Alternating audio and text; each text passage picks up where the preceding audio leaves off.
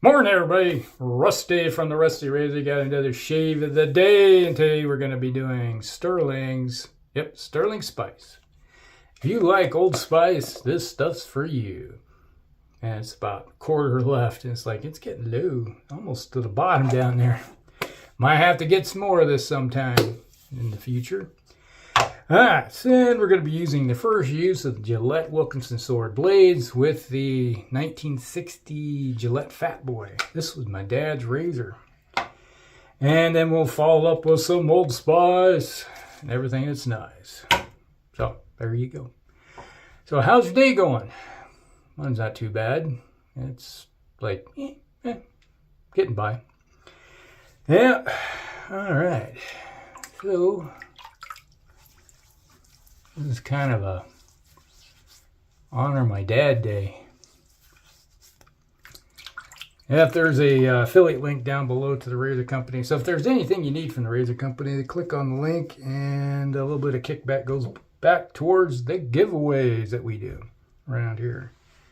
Making a mess already. Yeah, I'll say this is honor the dad day. And it's like, normally it's like everybody's like, oh yeah, it's not Father's Day. You know, that's usually in, was it Father's Day is in June? Early June? But yeah, this is my dad's birthday. So when this video comes out, this will be my dad's birthday. So turns 85. So I decided it's like, well, he shaved with Old Spice, used Old Spice, and this is his razor, and he used Gillette blades. So, well, I guess it would be a dad shave. The only thing I didn't do is, well, here a second. I think, where is it at? Should have used this brush. This is the brush he gave me. This was his brush that he used for a few years. And then when I started shaving, he gave me this one. So here you go, son.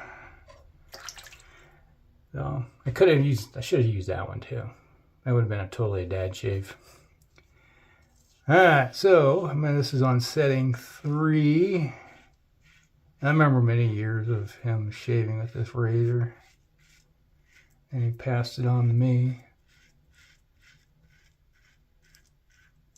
And it was one of those things where I bought him a whole 100 pack of what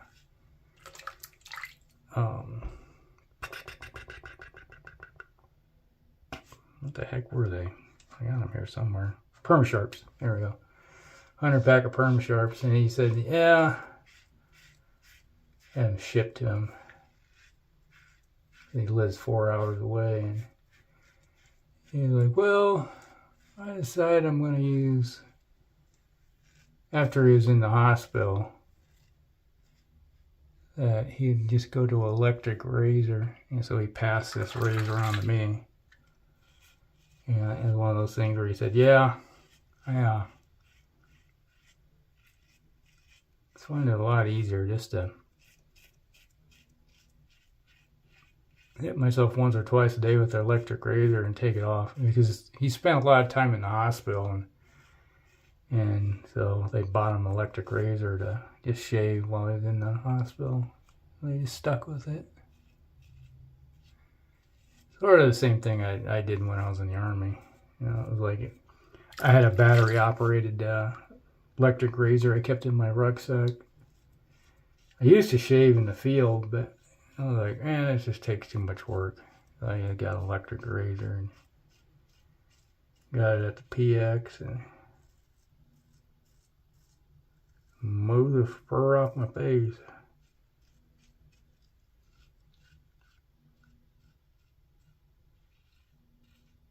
But it's kind of an honor to use his razor all the time.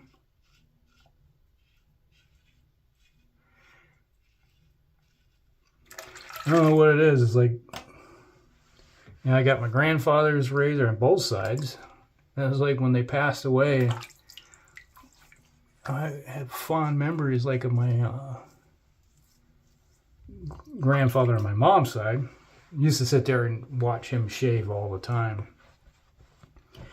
When I was a kid, and he'd just tell stories and everything. It's kind of like same thing when I do. It's like it kind of passed that on, you know. It was like shave and have story time. That was something we always did.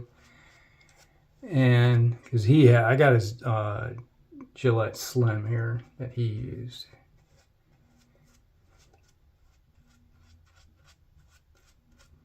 Uh, 1964. So I got that one. I never did find out the history why he got that razor, but it never did come up. We never thought about it back then.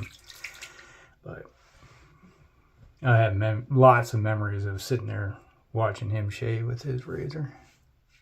Same thing with my dad. And he'd go into the bathroom and shave in the morning,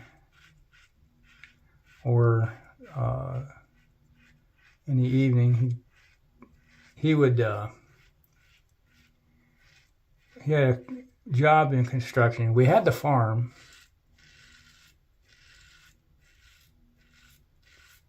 That, you know, taken care of.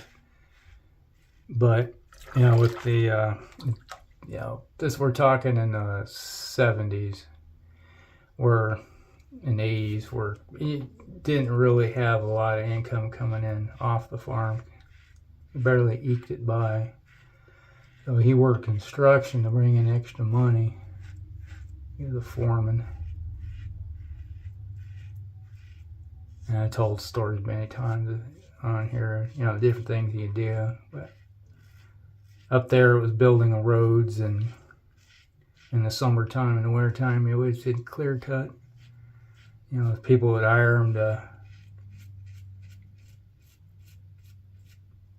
his construction company, to clear brush and trees out in the wintertime, so they'd shear it off and windrow it up and, you know, burn it. So it was always something being done. They had a little bit of income coming in. That's, you know, how you basically bought your daily items, help pay for the farm. And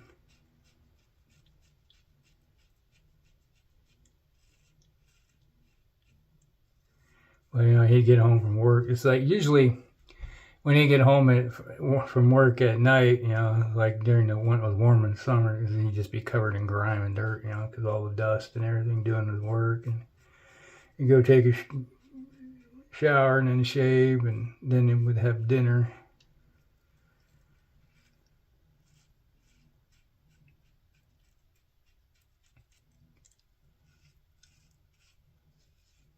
But yep, this was the razor he always used.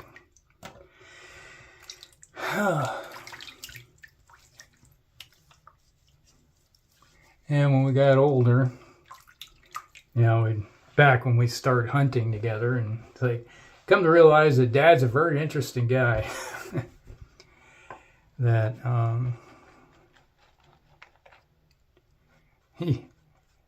when he's not around my mom, he was a wild and woolly guy. You know, let's just say he had a lot of fun. He'd always start telling stories about, you know, him running around with his buddies and doing things. You know, your typical stuff you always hear about what teenagers do. Back in the 50s. You know, like, Dad is no different from any other teenage boy. Yeah. It's kind of funny. We'd be hunting together, and he'd tell stories. And a lot of times, well, most of the stories always happened, you know, when we were out fishing. We'd go out, and it's like a Saturday or a Sunday, you know, or both.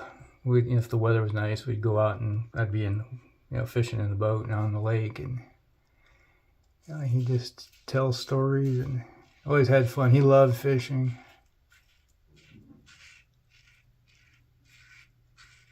Yeah, it was one of those things where when he was younger, he'd go fishing with my grandfather too.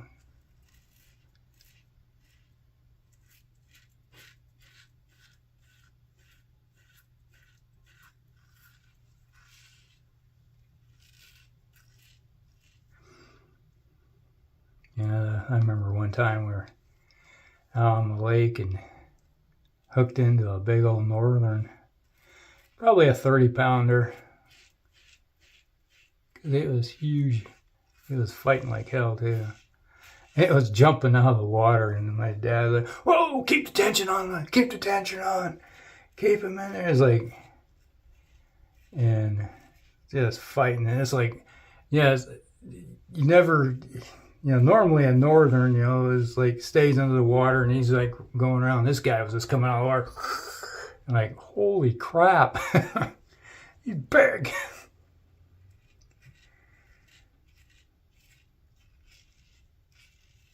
And then he dove under the water and got in. It's like trying to horse him out. And then he got down into the weeds, and then he broke the line. God, it was like, that was some wild time, though. I still remember this day, that feeling of watching this big-ass northern just fly out of the water. And you're like, oh, man. Kind of that's the thing is like, let out a couple of metaphors, color metaphors, and it's like, and he's like, oh, I thought we had that one. That would have looked good on the wall. I could be one of them, mount that sucker.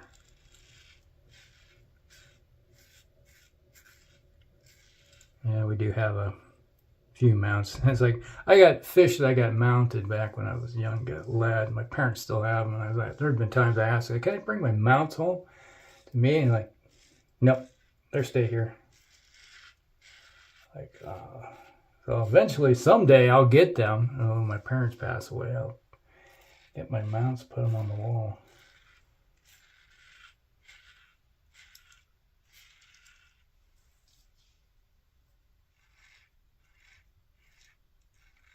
That was something my grandfather always did.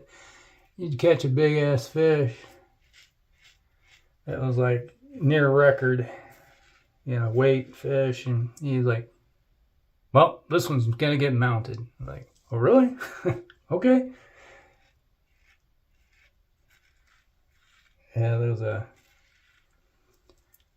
my brother and I caught one that was we weighed it, and it was maybe 1/4 of an ounce short of the state record. That's how big this sunfish was. Like, the wood's mounted and hanging on the wall at my parents. And I was just thinking, man, if this thing had eaten just a few more things, it would be record. It was big. We're talking huge.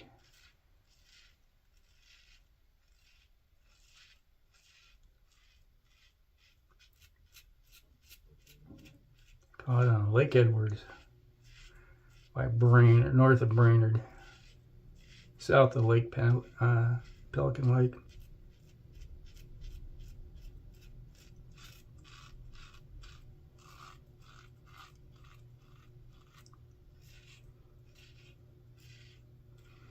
And every once in a while, there was one time, we were out fishing. It was my dad, my grandfather, my brother, and I, my older brother, and we happened to be fishing off a weed bed, catching panfish. And all of a sudden, I'm like reeling this one in, and all of a sudden, wham! Like, whole line, my reel just goes, and pole just goes, wee! Like, what the hell? And big old northern just nailed it. And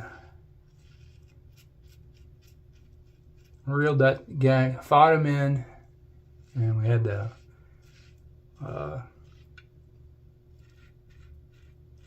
net got him into the boat, and it was like he swallowed that thing whole. And somehow I think the hook hooked in his stomach too, because we couldn't get it. It was like, okay, we'll just snip it off, and we brought him in. He's like, oh, we're gonna eat this guy, but it was funny.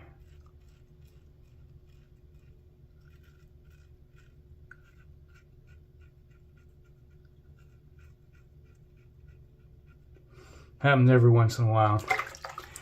Be hunting, be fishing for something, bringing in a perch. This is how I learned that perch make good bait. You hook a perch, and all of a sudden, next thing you know, you'll northern just drill it. So, later in my years, I would go out to the lake, go pan fishing early in the morning, catch myself a bunch of panfish, and every perch that I caught, you know, because we had a mesh net, you know, it's like a basket. So when you lay it down, it'd just be flat. But when you open it up, it'd be like a live well type of thing. So when you catch, you know, panfish and everything, you just toss, you know, pull it up, toss them in there, and, you know, they're swimming around in that little basket. And the first perch I always catch I'd put them, it's like, I had a slip bobber rig. The bobbers my grandfather made, he laid them out and, you know, drill a hole and put beads on both sides, and you put a little slip knot on that. It's for the depth you want, and you take that perch, you hook it through the dorsal fin area, toss it out there for like 5-10 feet deep, and then you're still catching panfish, but you're keeping an eye on that bobber over there, and all of a sudden you go bloop, and it disappeared. And you'd go, all right, bring in the panfish rig, and then you turn around and go, and then he's like, oh, okay, we got a northern on the line, because I was that rig always had like a steel leader on it. And then next, you know, it's like, oh, okay, we got a walleye. So either walleye or northern, you know, you got some nice size. Typically, they were about 5-pounders on an average, but good eating, yeah.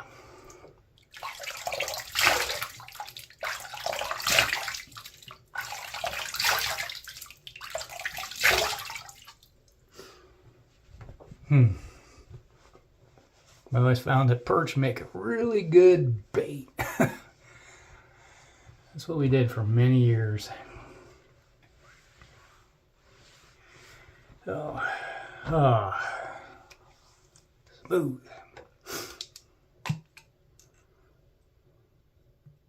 A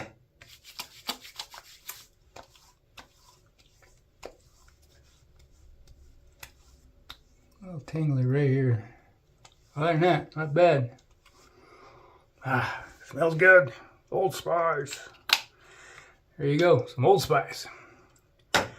Alright, so that's the shave of the day, everybody. That was brought to you by Stirling Spice, the Old Spice dupe. There. And then we had the Gillette Wilkinson sword blades, first use with the, you know, Gillette razor, Fatboy. Great combination, worked really good. Hope you guys like it. Like and subscribe, share with a friend, and we'll see you in the next one. Rusty out.